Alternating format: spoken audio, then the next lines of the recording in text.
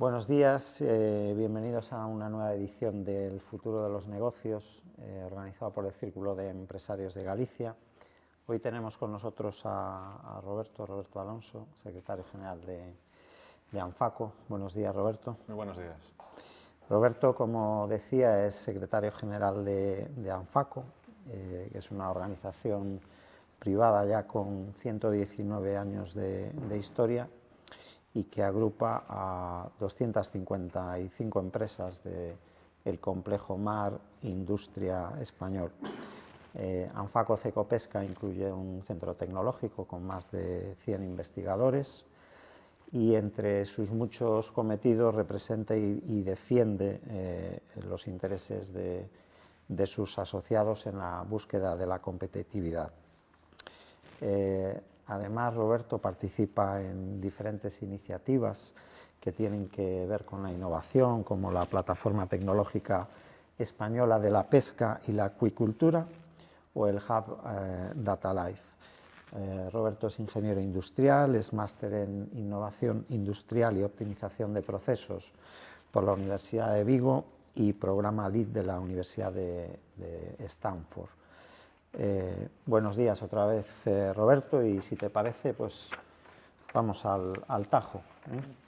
Precisamente, Roberto, quería empezar hablando de ANFACO Cecopesca, ¿no?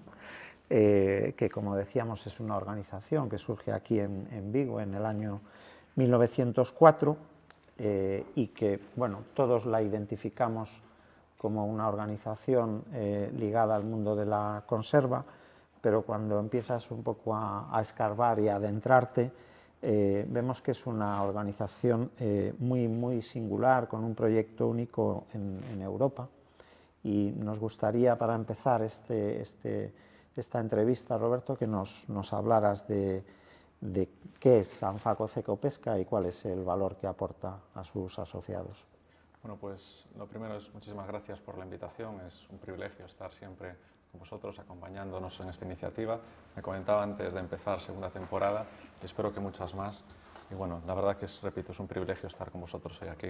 Yo creo que hablar de ANFACO Cecopesca es hablar de un proyecto espectacular, ¿no? Un proyecto casi emocionante e ilusionante cuando se conoce. Es un proyecto que comenzó en 1904, lo citaste, ¿no? En aquel entonces había pues, una asociación de conserveros de la Ría de Vigo, hace más de 100 años, 119 el año que viene. En ese sentido, eso fue una serie de evoluciones que tuvo a lo largo del tiempo. En 1918 se constató como Asociación de Fabricantes de Galicia, en el 77, después de la transición, fue ANFACO, lo que conocemos nacional, pero ese crecimiento de esta, digamos, asociación no sería nada si no es paralelo a una serie de iniciativas que hizo constituir esta organización como singular, lo que acabas de citar, ¿no? Y eso fue en el 1949, recordemos, termina la Segunda Guerra Mundial, España estaba en un periodo post-guerra civil, y esta asociación, aquel grupo, ¿no?, de conserveros de la Ría de Galicia, de toda Galicia, deciden crear el Departamento Técnico de Investigación. Un departamento pensado con la vocación de conocimiento científico para exportar y para mejorar el conocimiento de la actividad. Esto es un hito a nivel internacional, que una entidad privada desarrolle esta situación, ¿no?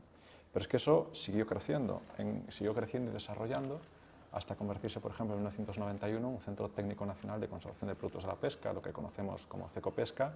Después fue registrado como Centro Tecnológico de Ámbito Estatal y ya en el 2016 con el nuevo CITMA, nueva infraestructura, que fue el gran salto cualitativo que tuvo la organización en materia científica.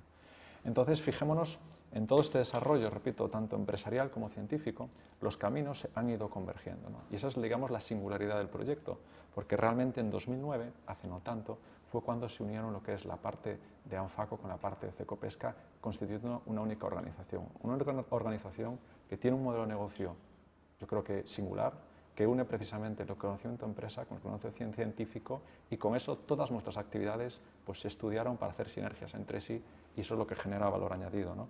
Yo creo que lo importante cuando hablamos de una organización como esta, nosotros no hablamos de representatividad. Efectivamente, tenemos 258 empresas asociadas, fluctúa en función del momento, ahora son 258. Cierto es que tenemos empresas del sector de conserva, del sector de congelado, de la transformación, por ejemplo, comercialización, ahumados, bacalaos, aceites y harinas de pescado, es decir, todas las industrias, yo creo que de este país, con representatividad están presentes, pero nosotros no hablamos de representatividad, hablamos de generarles valor, generarles competitividad, generarles pues, al final un proyecto que busca ayudarles en su día a día y sobre todo ayudarles a afrontar los retos tanto que vienen ahora en el día de hoy como los que vienen futuros, que es la parte legislativa con la que nos apoyamos, repito, con el conocimiento científico, ¿no? Yo creo que esto es una cuestión que, dicha así, tú vas a Europa y la verdad, nosotros somos miembros de la Asociación, vicepresidente de la Asociación Europea de Transformadores, de IPCCP, somos también miembros, por ejemplo, presidentes de Euroton, de la Interprofesional del Atún Tropical Europeo, pero cierto es que la dimensión o la singularidad de ANFACO de ser capaz de una organización de 110 profesionales, capaz de generar conocimiento, de liderar y ayudar, desde la parte del conocimiento, creo que no hay ninguna en Europa. No sé en el resto del mundo, pero en Europa seguro que no, ¿no? Entonces, es una iniciativa privada que, repito, para nosotros siempre es un orgullo citar. Nació de las empresas, para ayudarles a competir y para hacer las cosas bien. Una cuestión que ahora parece muy de moda, pero es que esta gente en el 49 ya decidió hacer las cosas bien. Y la verdad que es un proyecto abierto, porque yo siempre digo que el sector, la categoría, ¿no?, de conservas de pescados, pues tuvo yo creo, más que la visión de unir pues, todo el proyecto a todo el complejo Marindustria. Esa es la gran visión que tuvieron, entendieron que esto no era de separar, sino era de unir, de crear lo que llaman masa crítica y que en este proyecto todas las empresas que así decidiesen debían tratarse por igual. Y eso es lo que hacemos los 110 profesionales, ¿no? Yo creo que es lo que nos está dando el empuje desde el diálogo y la generosidad y todo nuestro sistema, digamos, democrático de toma de decisiones. Tenemos comisiones de trabajo, estamos ahora rehaciendo, que hablaremos después de proyectos que estamos haciendo internamente para precisamente acercarnos más a las empresas, pero sobre todo generándoles valor, que es de lo que se trata cuando manejas una organización sin ánimo de lucro como es ANFACO Cecopesca, ¿no? En las actividades, quien nos esté escuchando y alguna parte a lo mejor ya nos conoce, otra no, dirá, vale, muy bien, tenéis empresas, generéis conocimiento, pero eso en qué se tangibiliza, ¿no? Pues tenemos una serie de actividades pues, que impactan, repito, en todo, si pensáis en todo el ecosistema que necesita una empresa, desde negociación colectiva, negociamos el convenio del sector más grande con mayor número de trabajadores, pasando, por supuesto, por cuestiones de, por ejemplo, de legislación alimentaria, en seguridad alimentaria, todas las legislaciones que impactan en una empresa pasan siempre por nuestra hoja de ruta, por nuestra mesa de trabajo, a nivel de comercio en los acuerdos internacionales, a nivel de ayudamos a exportar, por ejemplo, a terceros países, barreras a la exportación, también hablamos con las administraciones, a nivel de sostenibilidad, tema de pesca ilegal no declarada, no reglamentada, tema de ecoetiquetado, ayudamos en temas de envases y residuos de envases, ayudamos, por ejemplo, en cuestiones de promoción de consumo, tenemos también un laboratorio, que esto no se sabe, tenemos el laboratorio más acreditado para productos de la pesca de España, y yo creo que si del sur de Europa, si cogiendo Italia, Portugal, con el número de acreditaciones, más de 180 acreditaciones por ENAC, productos de la pesca, hacemos, por ejemplo, control oficial en determinadas comunidades autónomas de España y ayudamos a que las empresas puedan trabajar, más de 90 proyectos de I+D, 50% con empresas del sector marindustria que ayudamos a la innovación abierta, hacemos formación, 600 personas formadas el año pasado, cooperación internacional con terceros países, con Colombia y con Perú, hacemos consultoría. Yo creo que tenemos un equipo, repito, de profesionales brillante, que es uno de los retos que tiene una organización como esta, ese equipo, pero sobre todo lo importante es que tenemos un conjunto de tecnologías y de personas que son capaces de dar soluciones. Y esa es la singularidad de ANFACO, y es un proyecto privado. Por tanto, mucho trabajo, es bonito de conocer e invitamos a todos a que siempre se acerquen, pero realmente es un proyecto que hay que cuidar y que hay que trabajar. Caray, abruma tu presentación, Roberto. También abruman las cifras, ¿no? Al final, ANFACO Cecopesca, como decíamos, aglutina 258 empresas, 10.200 millones de euros de facturación y 25.000 empleos directos, ¿no? Pero sobre todo lo que llama la atención, y ahora seguramente tú nos lo aclararás, es que el 60% de todas esas magnitudes están situadas aquí, precisamente en Galicia, ¿no? Hablabas antes de los orígenes desde Galicia, ¿no? O en Galicia, pero ¿cuáles son las razones por las que el sector tiene tanta presencia aquí en Galicia? Bueno, es una muy buena pregunta. Parte, por ejemplo, nuestro surgimiento fue en la Ría de Vigo. Pues fíjate, yo creo que a nivel histórico mucha influencia viene de la industria conservera y ahora de otros sectores que derivaron de aquello, ¿no? Entonces hay que ser consciente primero de lo que el territorio en el que está, en el que es Galicia, ¿no? Más kilómetros de costa, la comunidad con más kilómetros de costa es toda España.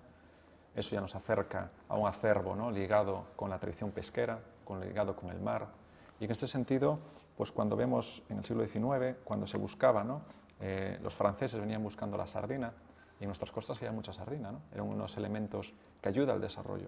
Todos los franceses tenían una necesidad, vinieron a nuestra comunidad. En aquel entonces los fomentadores catalanes que tenían el capital también se unieron. Algunas marcas que conoces, por ejemplo, familias Massó, ¿no?, que son bien conocidas en nuestro territorio. Y eso pues hizo que una incipiente industria ligada, en ese caso inicialmente con la sardina, pues creciese industrialmente hablando. Pero en esta comunidad, y aquí podemos decir, hay ya vestigios, por ejemplo, de la época romana, de las salazones, como venían aquí a buscar la materia prima. Tenemos también unas rías muy ricas en recursos, que eso siempre ha generado, repito, una proximidad con esta actividad de productos del mar, ¿no? Pero sí que es cierto lo que decía, que esos industria conservera, cuando surge esa búsqueda de la sardina, esos primeros fomentadores, esos industriales que generan tejido industrial, valga la redundancia, en nuestra comunidad, pues de ahí viene todo, ¿no? De ahí viene que después, en inicios del siglo XX, esas fábricas conserveras aprovechan, desgraciadamente, la Primera Guerra Mundial, donde España tiene un papel secundario, pero hacía falta ese abastecimiento de productos pues, con una vida útil muy larga, como es una conserva, mejor dicho, no tienen fecha de caducidad, es consumo preferente, no caducan. Después podemos hablar de eso si queréis. Entonces, ahí surge una capacidad económica y un crecimiento ligado con ese tejido, esa problemática, repito, esa desgracia de la guerra en Europa, ¿no? Pero después de ahí vienen muchas cosas bien hechas, ¿no? A partir de ahí surge toda la industria naval ligada con este sector. Este sector, el capital invierte en industria naval para ayudar a la pesca, para ayudar a ese desarrollo económico. De ahí también viene pues, todas las máquinas, la industria metalmecánica asociada a esta industria naval. Cuando se descubre, por ejemplo, la industria del frío, en 1961 el primer buque congelador de Pescanova que conocéis vino ligado por ese ecosistema que la industria conservera ya desde hace casi 70 años iba generando en nuestro territorio, y eso generó, repito, ese ecosistema de tener una buena posición geográfica, unos recursos pesqueros, una industria boyante, un capital que venía de ese desarrollo, una estructura, una cadena de valor añadida a ello. Eso generó, repito, la oportunidad del congelado, y la conserva y el congelado del todo desarrollo tecnológico hizo el resto. Ligado también, te digo, a unos buenos empresarios en nuestra comunidad que han siempre empujado por el desarrollo económico y que también, digo, no se debe poner nunca en duda. Y solo también después una buena política que también tiene que ligarse para que ese desarrollo permanezca, que eso son cuestiones que podremos hablar diferentes. Pero repito, todo este serie de acontecimientos han llevado a que hoy Galicia es una referencia mundial en calidad, una referencia mundial en transformación de productos de la pesca y de la acuicultura, y sobre todo una referencia, por ejemplo, que me olvidé, ¿no?, la acuicultura, las primeras bateas surgieron ligadas también a la industria conservera. Sabemos que esta industria hace muchos años desarrolló toda la categoría, la amalgama de tecnologías y de capital que ha hecho, repito, que Galicia sea una potencia también en transformación, en pesca y en acuicultura. Por tanto, debemos estar orgullosos, siempre lo solemos decir, aunque estemos en el córner de Europa, que es Galicia, pero que tenemos mucho que decir, sobre todo que sabemos liderar, por ejemplo, en temas de crecimiento azul, otras cuestiones que ahora están sobre la mesa, ¿no? Muy bien. Vamos a acercarnos un poco más a los tiempos actuales, ¿no? Hoy casi podemos hablar de que el sector está atravesando una tormenta perfecta, ¿no? Costes industriales disparados, escasez de materias primas, bajada de la producción derivada de una reducción del consumo interno, estancamiento en la exportación. Bueno, todo esto al final se traduce en una merma, una reducción de los resultados. Esta reducción de los resultados incide directamente en menos capacidad de inversión, y esa capacidad de inversión también es clave para mantener esa competitividad del sector, ¿no? ¿Cómo está viviendo el sector todas estas situaciones? Resistiendo. Yo creo que el sector es positivo, ¿no? El sector, efectivamente, la situación no es fácil para ningún sector industrial. El alimentario tampoco es ajeno a esta realidad. Y por tanto, esto es un sector maduro, en el sentido de que es altamente competitivo. Los márgenes son feroces en este sector, y por tanto siempre digo que no pongamos en duda que estamos trabajando por ofrecer la mejor calidad-precio posible, ¿no?, que también se puso en duda recientemente, hace unos meses, en general por el sector alimentario, ¿no? Entonces, en ese sentido, tenemos que seguir manteniendo la ilusión, la inversión. Por ejemplo, otras cuestiones que no habéis escuchado es que tenemos proyectos para mantener la competitividad y la inversión en el territorio. De ahí que estemos pidiendo el famoso PERTE Mar Industria, porque quedamos excluidos por una gestión de una normativa europea que no fue considerada desde el Ministerio de Industria, que estamos en ello trabajando. Pero una realidad es que el consumo de productos pesqueros en nuestro país, el año pasado, datos públicos del Ministerio de Agricultura, Pesca y Alimentación, en su conjunto cayó un 15,2%. El volumen respecto al anterior de consumo. Pero esto es una tendencia de los últimos años, ¿no?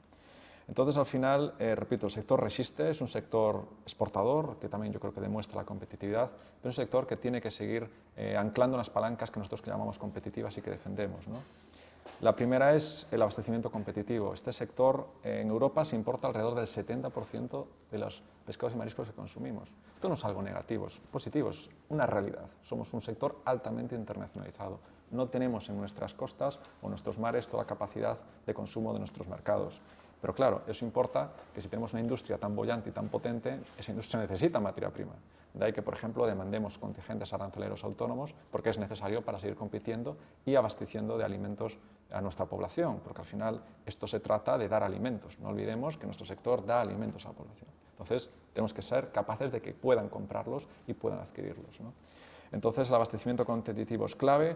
Además, en esta industria estamos altamente internacionalizados, como dije, y por tanto no escucharéis que siempre esto es una de las palancas que estamos comentando y que, por ejemplo, en la pandemia tuvimos que reinventarnos constantemente ante las roturas logísticas internacionales, ¿no? Otra cuestión es la competencia desleal. Nosotros, aquí nos escucharéis, Europa tiene una política digamos, comercial de aperturismo, lo cual es positivo, nunca estaremos en contra, pero cierto es que cuando hacemos esa balance entre apertura y eliminación de aranceles, también tenemos que ver bien nuestros intereses, y en ocasiones esto no está siendo así, al menos no en nuestro sector.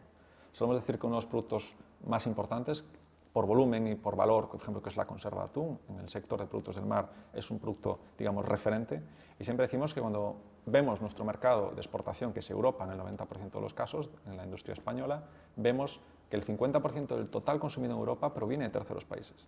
Vienen de terceros países con exenciones arancelarias, pero países como puede ser Vietnam, con una tarjeta amarilla por pesca ilegal no declarada, no reglamentada, o Papúa Nueva Guinea con una, digamos, exoneración de reglas de origen, lo cual le permite importar de cualquier país y transformar en ese país y ponerlo en nuestro mercado, ¿no? Y eso no son las mismas reglas de juego. Nosotros vivimos una región, yo creo que es el mejor momento de la historia, la mejor región para vivir en el momento de la historia es Europa. Tenemos un modelo envidiable y lo que no podemos es bajar los estándares por querer fomentar esa competencia desleal. Por tanto, solo pedimos las mismas reglas de juego. Ahora se está hablando de Tailandia, un país que es primera potencia mundial, 500.000 toneladas, con mucha costa, que tuvo hasta hace nada un gobierno militar al frente, que tiene muchas dudas en materia medioambiental y ya no digo laboral, y que por tanto creo que no son las reglas que queremos para el modelo europeo o no debieran ser. Por tanto, la competencia desleal para nosotros es una palanca también clave. Y tercero, adaptarnos a los consumidores. Drivers de consumo, conveniencia, sostenibilidad y driver de salud, aunque seguramente la sostenibilidad da para mucha, digamos, diálogo. Pero en general lo que estamos haciendo es resistiendo con estas palancas, con estas ideas claras de lo que entendemos debe ser el modelo de los productos pesqueros en Europa y sobre todo con calidad. Calidad, confianza y sobre todo tecnificación como lo del PERTE, inversión constante. Y por último y no menos importante, las personas. Al final esto se hace, yo siempre digo, las fábricas y quitar las personas son toneladas de hierro, pero las personas son las que hacen, yo creo que el valor añadido que estamos generando y el liderazgo que tenemos es gracias a ellas. Otro reto que tenemos, relevo generacional o formación, que también intentamos abordar desde Anfaco Cecopesca. Hablaremos luego de las personas, Roberto, pero antes te quería preguntar por el papel de la acuicultura, ¿no?, en vuestro sector, ¿no? Una acuicultura que provee del 30%, si no estoy equivocado, del 30% del consumo en todo el mundo proviene de la acuicultura, ¿no? Empresas de primer nivel están apostando por este nuevo modelo, ¿no? Y están apostando, están trabajando en la línea de que esos productos sean no solo competitivos, sino también agradables para el consumo, ¿no? En este sentido, ¿cuál es el futuro o el objetivo a alcanzar? ¿Y es realmente la acuicultura la solución para paliar esta escasez de materia prima? Esta es una pregunta, yo creo que recurrente, es interesante, ¿no?, debatirla, porque efectivamente si vemos los principales productos consumidos en Europa, uno de ellos es el salmón. Salmón que su práctica totalidad es de acuicultura, ¿no? Esto supongo que es conocido por quien nos oyen. La acuicultura, realmente tú ves los datos de FAO y ves que hace ya tiempo el volumen acuícola respecto a la pesca extractiva ya superó, ¿no? Es decir, en esta día de hoy en el planeta se consume más proteína marina de acuicultura que de pesca extractiva. Cierto es que la acuicultura tiene una serie de retos, ¿no? Retos, el espacio, por ejemplo, no hablamos de seguridad jurídica, pero las dificultades que puede haber muchas veces en su localización por normativas que entendemos que tenemos que trabajar, como la ley de costas, etc. Y luego también la propia alimentación de estas especies, ¿no? Que puede ser, en muchos casos, es de proteína marina, por tanto, una limitación de la propia pesca extractiva. Luego hay mucha más ligada por proteína vegetal o incluso hemos hecho desde Anfaco Cecopesca proyectos con proteína de insectos, ¿no? Entonces, realmente hay un reto ahí también de limitación tecnológica que se está estudiando y abordando, junto a otros también que tiene la propia acuicultura, ¿no? De estudio de hábitats, de mejora de las propias bienestar, ¿no? Para conseguir la máxima calidad, de crecimiento. Es decir, hay mucho más en la acuicultura. ¿Qué van a ser la solución? Bueno, yo creo que estamos en la buena dirección. La acuicultura es un elemento imprescindible. Si vemos el nuevo mapa, ¿no?, competitivo de la industria de transformación, es imprescindible, y sobre todo es un paso que hay que considerar, no podemos dejar atrás. Vamos a poner un ejemplo. Antes una industria compraba materia prima de una extracción, de una flota, lo que sea, la transformaba y la vendía. Ese modelo está cambiando. Ahora tiene nuevos inputs de la parte de la acuicultura, también tenemos la parte de recursos de algas o microalgas que también puede considerar en su modelo de negocio, tenemos la parte de valorización de subproductos para farmaindustria, pet food, etc. Es decir, lo que es el marco, el modelo de negocio de una industria está cambiando y todos estos elementos tienen que estar ahí. Tienes que considerar en tu hoja de ruta, en tu plan estratégico, y por eso muchas industrias transformadoras y pesqueras ya tienen la acuicultura, porque es imprescindible. Pero eso sí, hay mucha I+D que está detrás. Por eso también, por ejemplo, desde Anfaco estamos liderando la red Fisgel del Cervera en acuicultura a nivel español, porque entendemos que hay que seguir empujando y es una vía de trabajo. Pero ojo, no es la solución a todo, y lo importante también en este sentido, y hacer siempre un alegato, yo creo que la Comisión Europea también en sus políticas, por ejemplo, de cuotas pesqueras y defensa de los intereses de la flota europea, debería intentar no perder posiciones, porque la proteína del futuro muchas veces vemos que salen, ¿no?, elementos, y para mí la proteína del futuro va a ser los pescados y mariscos, porque si seguimos en esta deriva y no protegemos nuestros recursos y nuestra soberanía alimentaria, pues cada vez será más difícil de acceder a ella. Pero volvamos otra vez sobre la innovación y el papel de los centros tecnológicos en la defensa de ese tejido industrial y de esa competitividad, ¿no? Tú hablabas ahora mismo en relación con la acuicultura de innovación, ¿no? ¿Qué papel juega un centro tecnológico como el vuestro en la defensa de este tejido? Sí, pues fíjate, el centro tecnológico en nuestro país, ahora mismo, incluso aún esta semana conversábamos la semana anterior, porque está haciendo la Ley de Ciencia de Galicia e Innovación, y fíjate, los centros tecnológicos son centros que aquellos que conocen de innovación hacen el gap entre la investigación aplicada y la innovación, y la propia transferencia al mercado, ¿no? Si coges los TRLs, nosotros estamos siempre en el 6, 7, 8, 9 y llevamos al mercado a soluciones. Son los centros por excelencia que consiguen llevar novedades al mercado.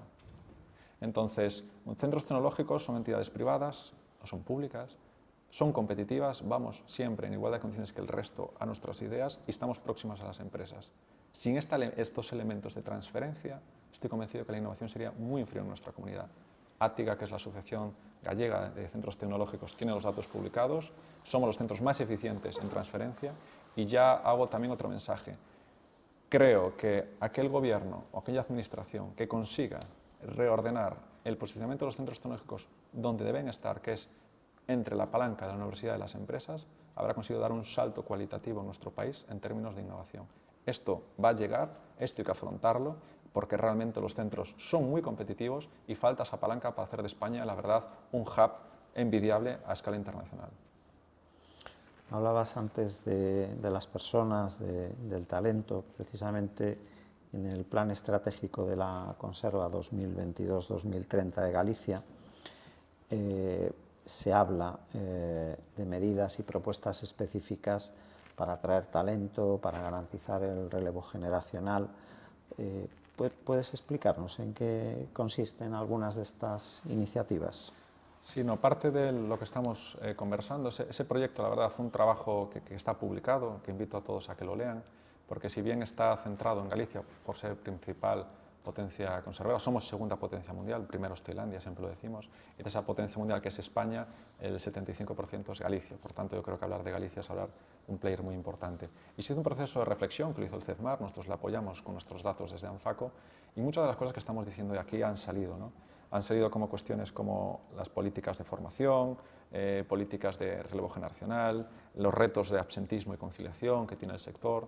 Y yo creo que entre esos elementos se han trazado líneas de trabajo para los próximos años hasta 2030, como has citado, ¿no? Pero también abordamos más cosas. Bueno, la situación de las marcas blancas, por ejemplo, en el sector de importancia que está teniendo, la competencia desleal y luego también otros elementos de la polivalencia, cómo debemos afrontarlas, las políticas de inmigración ordenada para este sector. Bueno, una serie de elementos que yo creo que están ahí y que vienen a dar respuesta en ese compromiso público-privado y esa colaboración que siempre apostamos de ANFACO Cecopesca para que el sector siga compitiendo. Repito, yo creo que básicamente están todos los elementos que estamos citando en ese plan. Yo creo que es un buen trabajo y lo que estamos un poco haciendo seguimientos que se cumplan, ¿no? Porque realmente tenemos un reto de relevo generacional, ¿no? Un reto de hacer atractivo a las próximas generaciones. Tenemos una inversión de la pirámide poblacional, esto es una evidencia, no es algo de ahora. Y tenemos que seguir viendo pues, cómo podemos, en esta transición digital, con las tecnologías digitales, intentando involucrar a las personas. Y eso, repito, está todo recogido y ahora estamos intentando pues, que paulatinamente se vayan incorporando y hacer, como yo siempre digo, prueba-error para ver realmente lo que se adapta a este sector, ¿no? Estamos en un momento en el que el mundo cada vez es más verde y más sostenible, ¿no? La sociedad en general y el consumidor en particular son, yo creo que los primeros abanderados, ¿no? de este mundo, como digo, más verde y más sostenible, ¿no? ¿Qué crees que deben hacer las empresas de vuestro sector para poder cumplir esta premisa? O si te agradecería que nos pusieras algún ejemplo para entender cómo está presente la sostenibilidad en vuestro sector. Fíjate, yo creo que este sector lleva hablando de sostenibilidad décadas, ¿no? Es decir, es más, parte del level playing field que llamamos de la competencia desleal viene precisamente de trabajar la sostenibilidad, porque uno de los mayores elementos de inestabilidad es la pesca ilegal no declarada, no reglamentada, una pesca que va a otros sectores en el cual nosotros ni queremos ni podemos acceder porque no es nuestro modelo de trabajo, ¿no? Pero fíjate, tú si vas a la política pesquera común, la normativa marco europea, ya te dice que ya pasaron años, que nuestro objetivo es alcanzar un rendimiento máximo sostenible, alcanzar una sostenibilidad de las pesquerías, y este sector ya opera bajo la política pesquera común. Por tanto, nosotros lo que vemos es que está habiendo una tendencia, efectivamente, una casi eclosión tras la pandemia de ese criterio de sostenibilidad, un término que la propia Comisión Europea muchas veces no tiene claro de cómo debe abordarlo, y si bien sale el tipo de término medioambiental, económico, social, que viene un poco a decir, oye, lo medioambiental sí, pero no acabemos con la economía, porque si no aquí no habrá nada que defender. Pero sí que es cierto que nuestro sector ya es sostenible a nivel pesquero, socialmente tenemos unas condiciones, yo creo que envidiables a nivel internacional, si las comparamos, y si bien existen mejoras, básicamente lo que está haciendo el sector es mostrarlo más a la sociedad, porque ya se estaba haciendo. Estamos trabajando con temas de ecoetiquetado, con normativas que conocéis como logos que voy a citar, pero que conocéis en los lineales. Se intenta también pues gamas ecológicas, un poco buscando la percepción del consumidor. Pero la realidad es que los productos ya son sostenibles. Entonces, para nosotros, repito, intentamos adaptarnos a los drivers de consumo, pero claro, tú cuando dices al consumidor es que ahora que me estás pidiendo, yo ya llevo años haciéndolo, pues no acabo de entenderlo, igual que lo de economía circular. Nosotros llevamos valorizando nuestros subproductos décadas en aceites y arenas de pescado que van para acuicultura, por ejemplo. Entonces, bueno, es una tendencia que está ahí y que básicamente para nosotros lo más importante es luchar porque no nosotros, sino todo el ecosistema y los terceros países cumplan con unos principios básicos que nosotros sí cumplimos, porque ahí es donde conseguiremos que la sostenibilidad, más que una moda de consumo, sea una realidad. Hablabas antes del descenso en el consumo de los productos del pescado, que creo recordar que cifrabas en un entorno del 15%, ¿no? Precisamente en el último acto de entrega de las medallas que organizáis ANFACO Cecopesca, hablabais, ¿no? de la necesidad de impulsar, ¿no? de poner en marcha una bajada impositiva para corregir este efecto, ¿no? o para promover o o apoyar el consumo del pescado. ¿Por qué consideráis o qué base tiene esta medida que proponéis de reducción de la tasa impositiva en los productos alimenticios? No, precisamente, permite que comience por el acto, porque yo creo que el acto de entrega de medallas viene a colación de lo que estamos hablando, ¿no? Es un acto para nosotros anual, muy importante, donde ponemos en valor a trabajadoras del sector que llevan más de 45 años, que se lo merecen poner en valor, ¿no?, su trabajo y su aportación a lo que este sector está dando. También a personas públicas destacadas, como fue a Rosaura Leis, presidenta científica de la Fundación Dieta Atlántica, que pone en valor precisamente el consumo de pescados y mariscos, consumo en este caso necesario por cuestiones de aportaciones como los omega 3, imprescindibles en nuestra dieta y de la cual la sociedad es deficitaria, aportación que es necesaria, por ejemplo, por cuestiones cardiosaludables, por tanto, por cuestiones de salud, por tanto, reducen el gasto médico, ¿no? Y también, por ejemplo, le dimos este año otra medalla a la ESAN, la Agencia Española de Seguridad Alimentaria y Nutrición, todo el trabajo que está desarrollando en defensa de la seguridad alimentaria, en defensa del conocimiento sobre nutrición y precisamente en esta línea de trabajo que me estás citando sobre la salud. Y también otras cuestiones que antes no hemos citado, que también son, la ESAN, por ejemplo, ayuda a la seguridad jurídica, imprescindible, que es un término que estamos muchas veces hablando de él, pero que es un término imprescindible y que en muchas normativas no estamos viendo en nuestro país, que haya seguridad jurídica y eso retrae la inversión y retrae el desarrollo empresarial. Pero fíjate, cuando hablamos del IVA, hablamos de una cuestión que es que nosotros pagamos impuestos con una serie de objetivos. Esos objetivos que es, al final, medidas o planes que desarrollen y mejoren el bienestar de los ciudadanos y, por tanto, de su economía, ¿no? Al final, nosotros cuando hablamos del IVA entendemos que el IVA es un elemento que debe considerar no solo una tasa impositiva, sino una serie de objetivos como país. Nosotros creemos en la fiscalidad saludable, creemos que en la serie de alimentos hay que revisar cómo se están aplicando esos IVAs. Algunos productos recientemente, hace unos años, se incrementaron el IVA precisamente bajo una perspectiva saludable. No voy a citar los ejemplos, pero seguramente los oyentes los conocen. Y por tanto decimos lo contrario. ¿Por qué los alimentos como los pescados y mariscos en diferentes formatos, cuando tenemos una sociedad que necesita, por ejemplo, omega 3, que necesita alimentos de alta calidad proteica, minerales B, D, vitaminas, minerales como el selenio que tienen los pescados azules, ¿por qué no estamos haciendo una fiscalidad revisada? ¿Por qué no bajamos el IVA? Y sí se bajó recientemente para algunos alimentos, pero no para los pescados y mariscos. ¿Qué mensaje le damos a la población? Es decir, tenemos un problema de nutrición, tenemos que recomendar los productos y esto ya no es solo voy a bajar para que consuma más, que también, sino es un mensaje. Si mejoramos la dieta de nuestros ciudadanos, mejoramos su salud y reducimos el gasto médico. Esto está estudiado, hay estudios que avalaron y soportaron esta medida, es algo que pedimos todo el conjunto de la cadena de valor pesquera y acuícola en este país y creo que se nos debería haber escuchado. Todavía no se nos recibió, hemos recibido al Gobierno de España reiteradamente que nos recibiera con este tema y creo que se equivocan. Creo que se equivocan porque muchos países del entorno lo están haciendo. Sería un paso firme en un mensaje a la población de que necesitan comer pescados y mariscos, no solo por el sector, porque nosotros tenemos exportación, sino también por la salud de nuestros ciudadanos. Una cuestión que a nosotros, también por nuestra política, ¿no?, de valor compartido y de responsabilidad social corporativa nos preocupa, que es que nuestros ciudadanos tengan la mejor alimentación posible. Y teniendo una industria que la está proveyendo, por tanto entendemos que había que tener ese puente o ese diálogo, que repito, nosotros vamos a seguir en ello porque consideramos y confiamos que antes o después esto va a ser una realidad en nuestro país. Y por si no fuera poco, toda esta polémica del precio de los alimentos, ¿no?, alimentada por alguna formación política, ¿no? ¿Cómo afecta al sector toda esta inestabilidad económica, pero también social?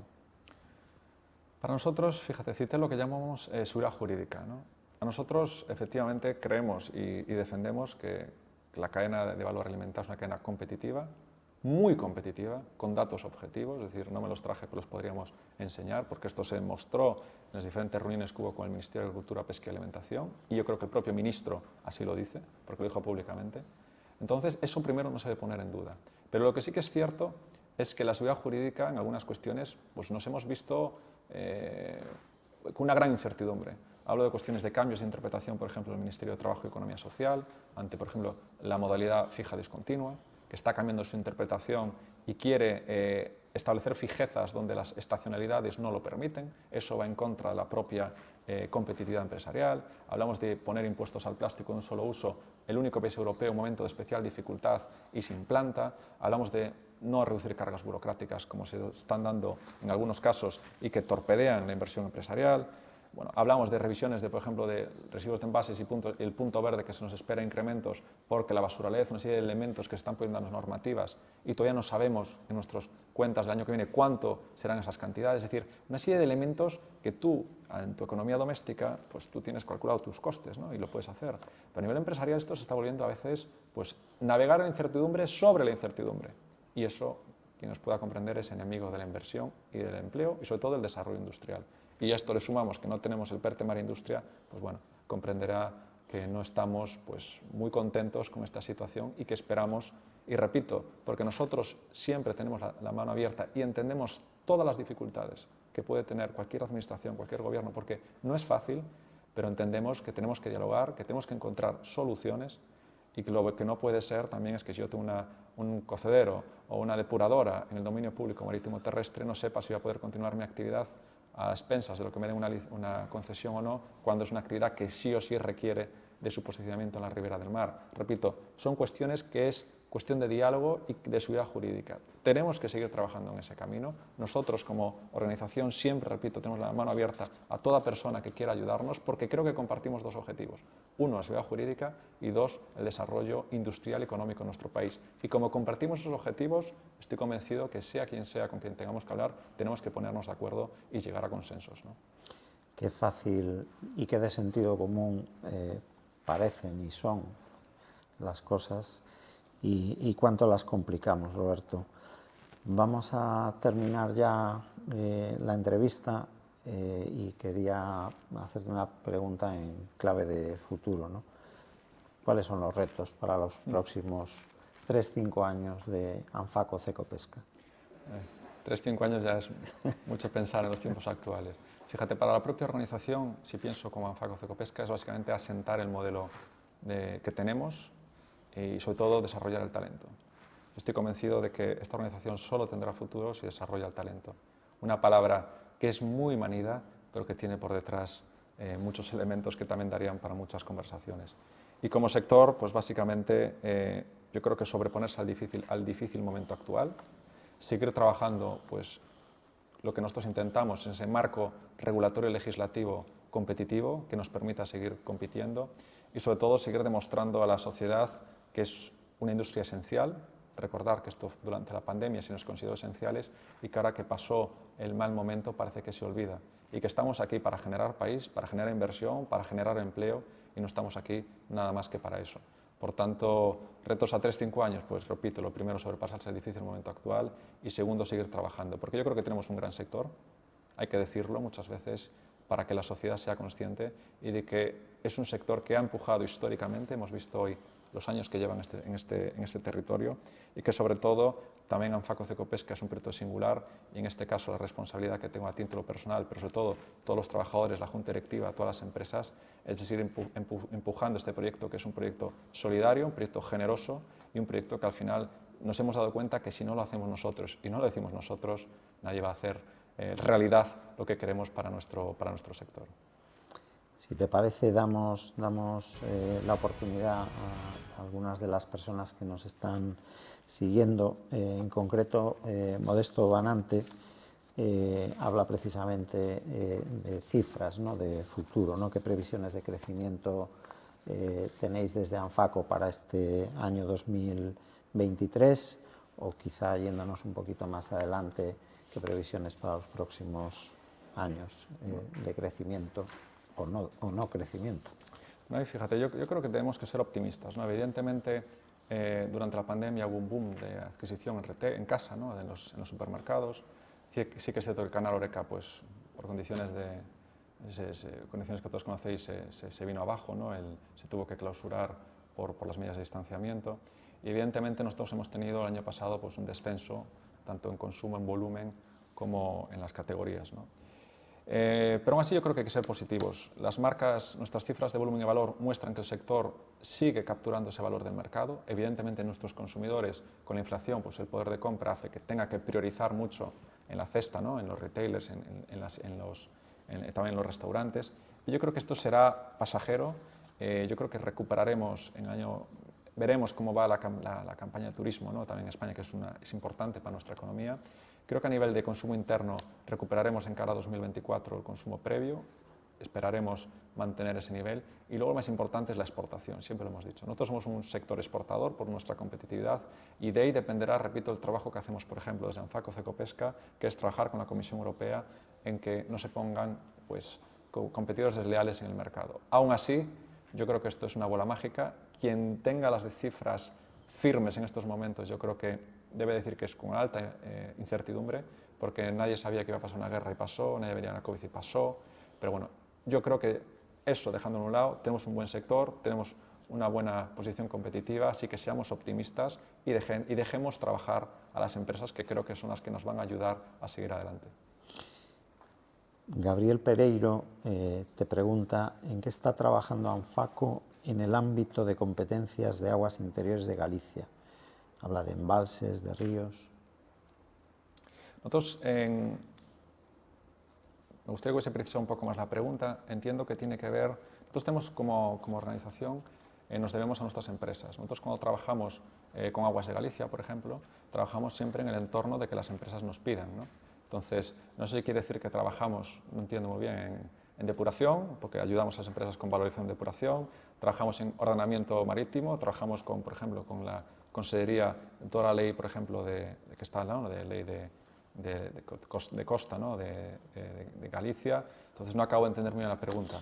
Bueno, no te preocupes, si Gabriel Pereiro nos puede ampliar o nos puede matizar la pregunta, perfecto. En todo caso, pasamos a la siguiente, de Daniel Yebra, que te pregunta, ¿no?, ¿qué atractivo especial podrías destacar para que los inversores se fijen en vuestro sector?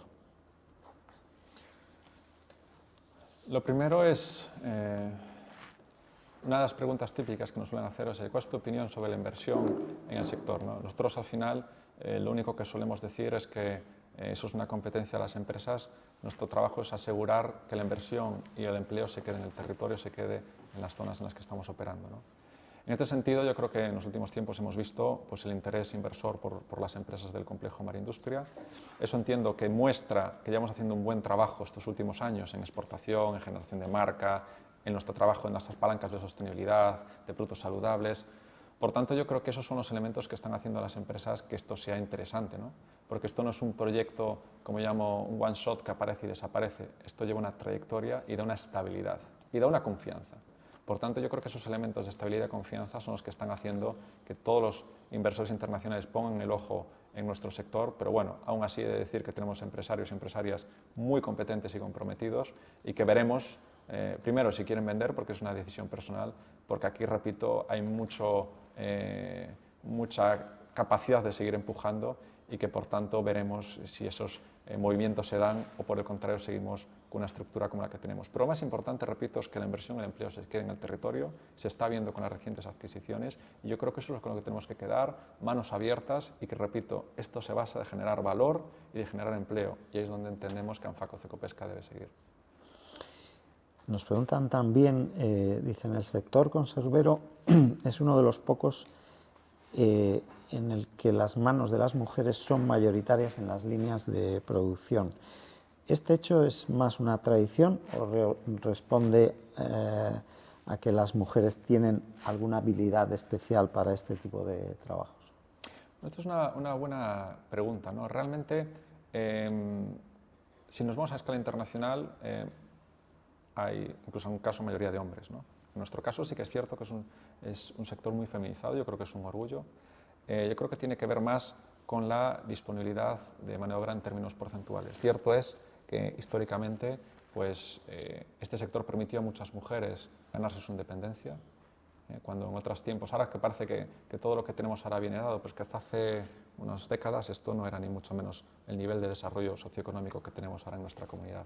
Y cierto es que sigue habiendo un sector muy feminizado, pero esto es una cuestión de disponibilidad de mano de obra. Cierto es que si preguntas a algunos expertos, ¿no?, en evaluación de puestos, dicen que sí que es que en general, y esto siempre tomármelo en términos estadísticos, pues el sexo femenino tiene mayor minuciosidad y es capaz de mantener mejor la calidad en el procesado, esto es verdad. en algunos casos te lo defienden, y yo creo que eso es lo que ha permitido que sea muchas veces un sector feminizado. Pero eso no tiene nada que ver, repito, en muchos otros países hay hombres, incluso hay más hombres que mujeres, y yo creo que, repito, tiene que ver con la tradición, pero también con la disponibilidad de mano de obra, porque al final lo que nos estamos encontrando ahora es que no tenemos mano de obra, que es otro de los grandes retos que tenemos todos por delante, repito, por el propio relevo generacional, por la propia inversión de la pirámide demográfica, y que por tanto ahí tenemos que evaluar. Aún vino el ministro Álvarez aquí a Vigo y se le planteó esta situación, y él lo aceptó, dijo que evidentemente hay un problema de relevo generacional y ya se está hablando de políticas de inmigración optimizadas, porque necesitamos seguir manteniendo las industrias y la capacidad de esa generación de valor. Pero bueno, repito, esto yo creo que es bueno para alguien de evaluación de desempeño de puestos. Nosotros, y os puedo asegurar que las empresas contratan lo máximo que pueden llegar a contratar y que le permite el mercado seguir abasteciendo en función de las materias primas, y eso es un poco lo que os puedo responder. Perfecto, Roberto. Pues me vas a permitir que haga una breve síntesis de algunas cosas que has dicho y que me han llamado la atención. Hablabas en los inicios de Anfaco, ¿no? y de cómo se fue conformando el sector en Galicia. De una manera os consideráis un sector abierto, ¿no? Porque creéis en la unión, en la cooperación y en la generación de esa masa crítica, ¿no? No solo los fabricantes de conservas, luego vino la industria naval, luego vino la industria metalmecánica, en fin, habéis actuado como un verdadero ejemplo de sector tractor, ¿no? También un buen ejemplo de un sector que aprovecha las condiciones naturales de la zona, la costa, la abundancia en su momento de sardinas para conformar todo ese ecosistema industrial que aporta un gran valor, ese reto de ser capaces de que los centros tecnológicos, las empresas y la universidad trabajen de manera coordinada, esa política de inmigración ordenada de la que hablabas hace un momento también, el término de la fiscalidad saludable y la seguridad jurídica tan necesaria precisamente para atraer a nuevos inversores en un gran sector, como dices que tenemos, para el que auguras una gran estabilidad y mucha confianza. Muchísimas gracias, Roberto, ha sido un placer tenerte hoy aquí y muchos éxitos para Anfaco y para el sector en el futuro. Muchísimas gracias, se nos hizo corto, pero otra vez será, continuamos. Gracias.